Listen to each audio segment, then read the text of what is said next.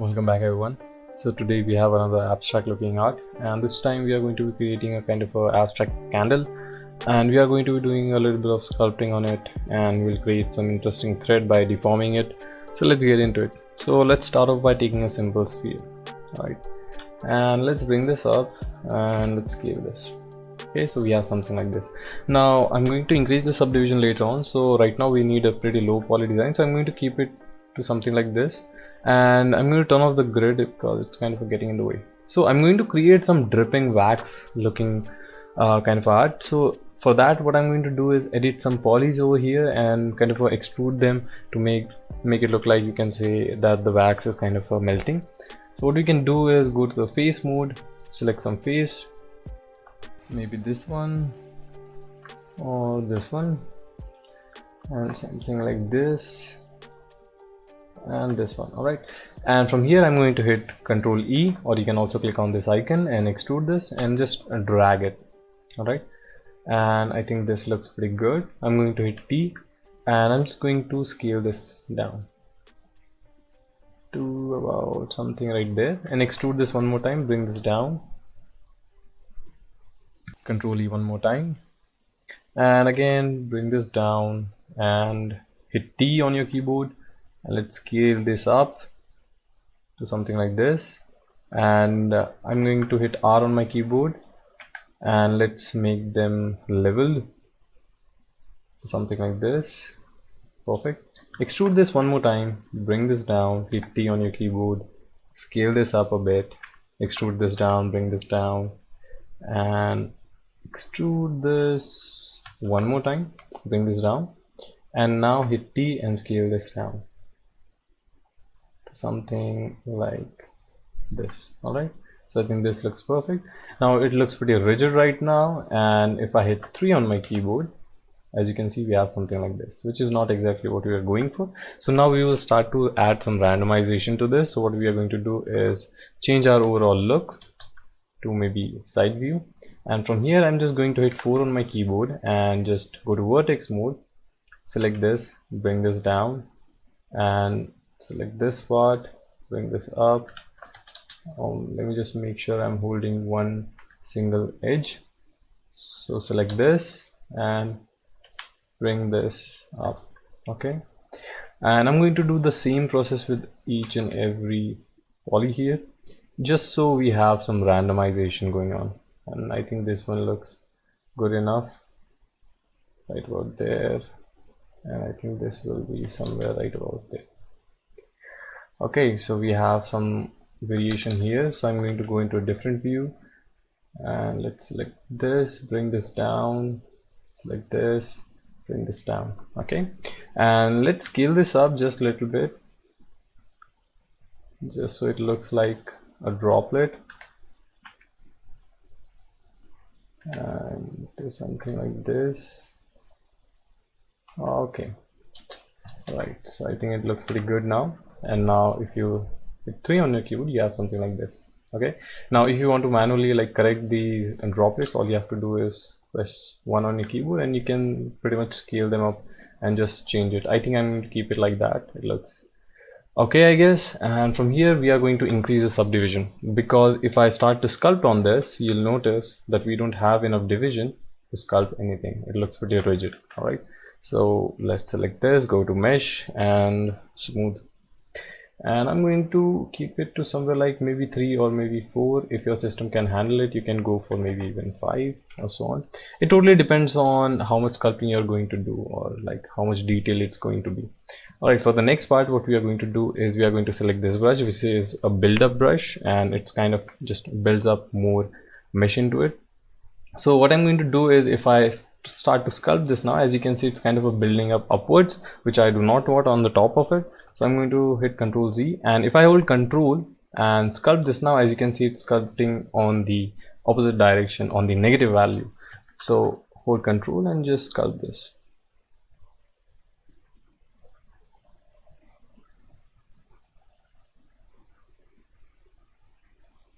Okay, I think this looks pretty good to me, and we can leave it at that. And from here what you can do is start to add more droplets. So if you want to you shrink down the overall size of your brush, you can hold B and simply drag your left mouse button, and there you go. Now you have something like this.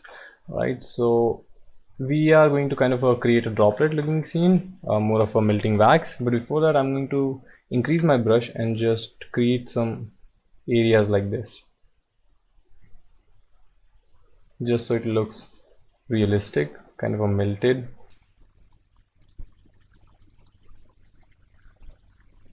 Alright, so once you're done with this, as you can see, it doesn't look that good. So what we have is a smooth brush here, and you can drag your mouse here and just make them smooth. Alright, and I think this is looking pretty good. Let's smooth this.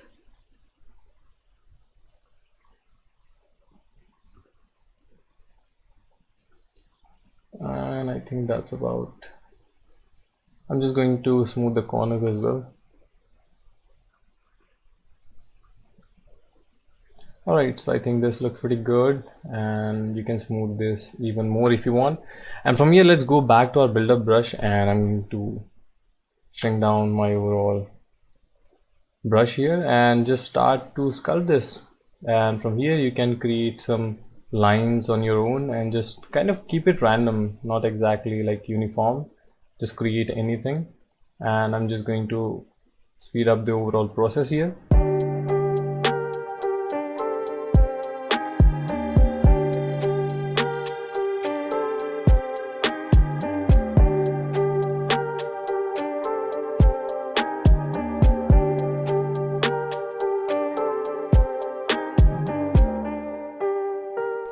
Alright, so I think the overall sculpting on this is done, and just to create some variation, what you can do is kind of shrink down the overall size of your brush and just start to sculpt again, and you can pretty much create some more variation out of this, maybe some bigger ones as well.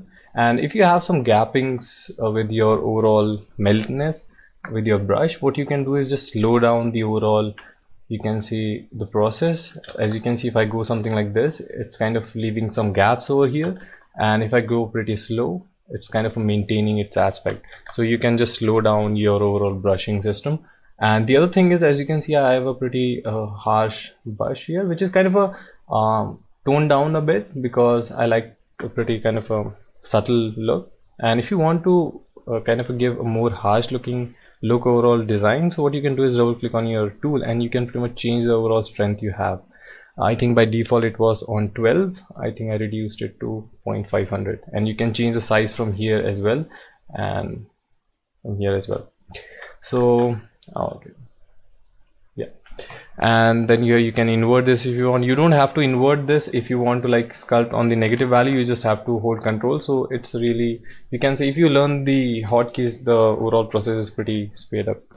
Anyways, so you can change the overall settings from here, and if your smoothness brush is pretty, you can say too much smoothing, you can reduce the value strength to 25 as well. I think mine is 25, but default was 65, I guess. And then you can just smooth this out just a bit. I think I'm going to keep it like that because it looks pretty. I'm just going to smooth some areas only.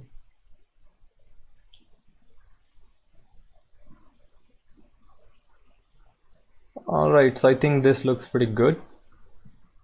Alright, from here we can move on to creating the overall thread we had on the original image, and I think I'm going to just make this kind of a circular design. So we have a pull here, and I'm just going to reduce the overall size here and just make this a kind of a circular looking.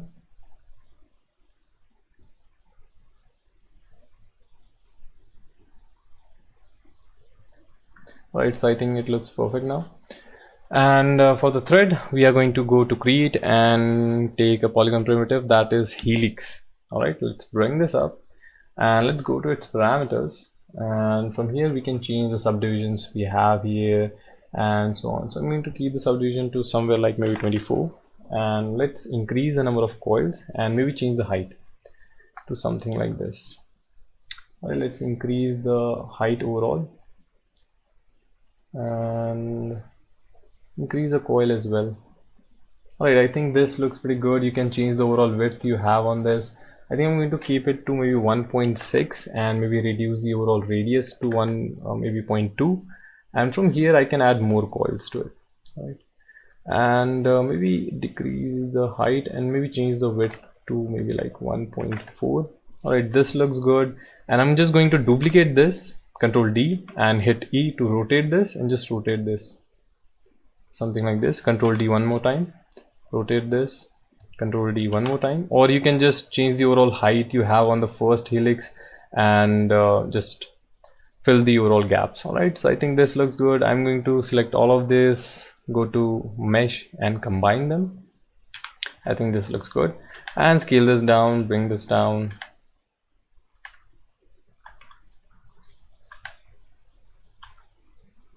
Okay, I think this looks good enough. Okay, so from here let's bend it. So I'm going to hit spacebar on my keyboard, or you can also go to deform, non-linear, and from here bend. All right, so let's change the curvature. As you can see, it's kind of converting the overall curvature on the right direction on the x-axis, and you can pretty much change the overall axis. You just have to hit E on your keyboard and you can pretty much rotate this if you want. And from here I'm just going to play around with the overall high bound and low bound, just so I don't mess around with the overall lower part of the thread. And I think this looks pretty good now. And I think maybe I'm just going to lower this down and reduce the curvature I have on this.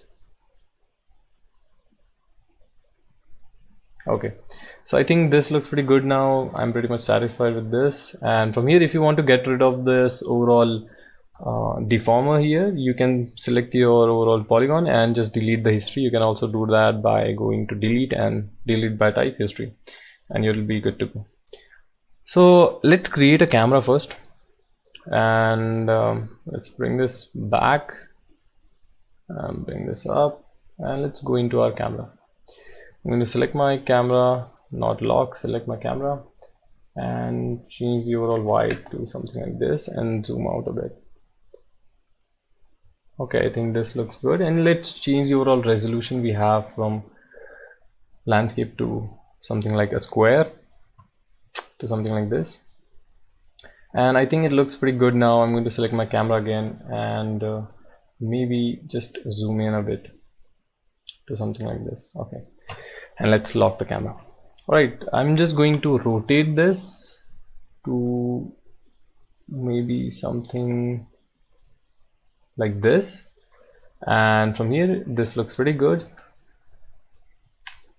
Okay, so let's get into the overall flame here, and to create a flame we have to take a simple sphere, and from the sphere I'm going to apply a simple deformer, which is going to be a flare, or you can also call it a taper flare.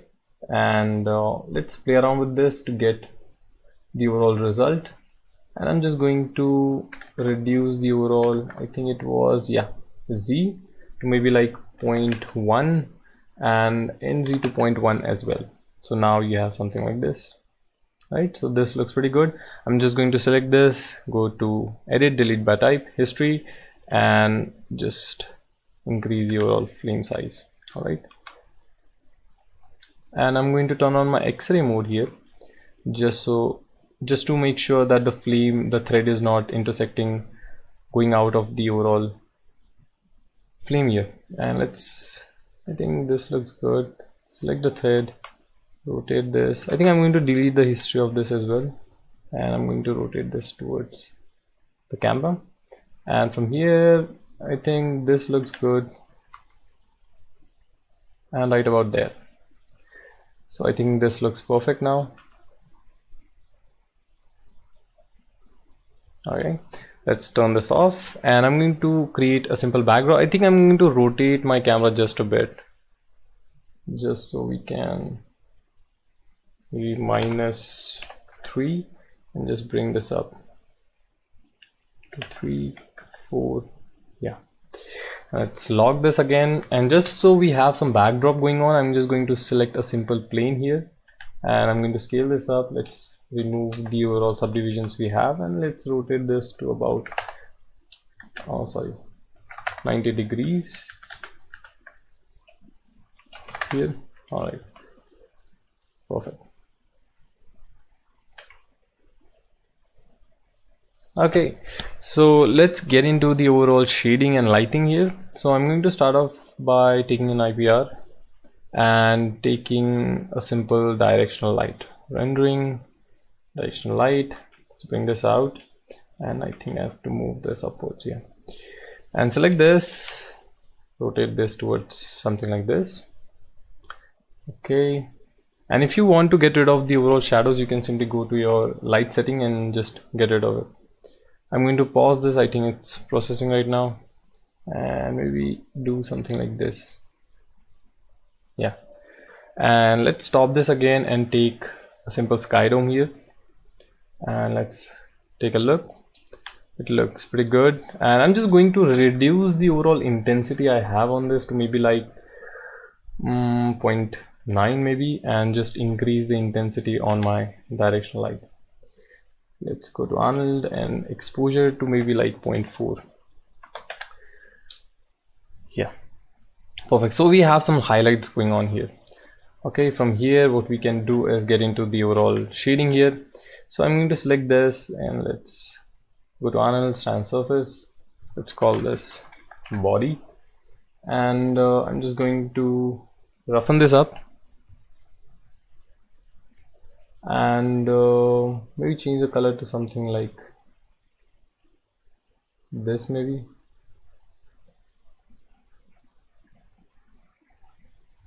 And let's take a look.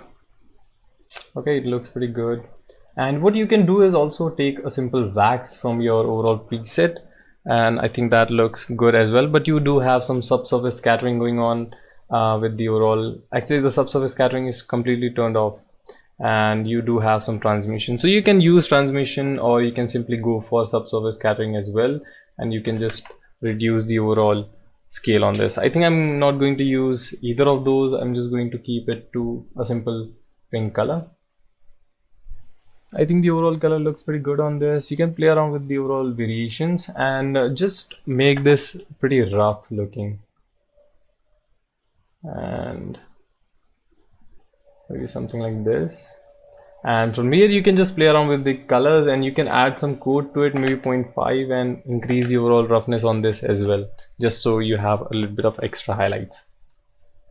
Alright, so for the backdrop, I'm going to select this. Let's pause this. I'm going to assign new material, stand surface. Let's call this BG, and let's just make this gray with roughness 0.8, and this looks good. I'm going to make this even darker. Okay, and I think I'm going to add some blues in it maybe. Okay, and for the flame, you can pretty much get creative with this. You can add anything to your flame. I'm just going to shade quickly my thread, and maybe keep this white as well with a little bit of roughness 0.8. We don't want it to be pretty shiny. Let's make this gray looking, and select this. Now you can get creative with this. You can add some, if you want, you can use a texture of a flame, but I think since this is an abstract art, you can use pretty much anything. Maybe take a simple glass maybe, if that looks good, and just get creative with this. You can pretty much take anything. I think I will go for something like maybe a gold, and you can have that, maybe add some copper into this, and you can play around with this. So I think the shiny overall look is not exactly what I'm going for, but if you want something like that, you can go for it. I think I'm going to add a roughness of about 0.6 on this, and I don't think I'm digging the overall color with this, the overall body on this, so I'm going to change the overall color, and let's see what color I can come up with. I think this looks pretty good as well.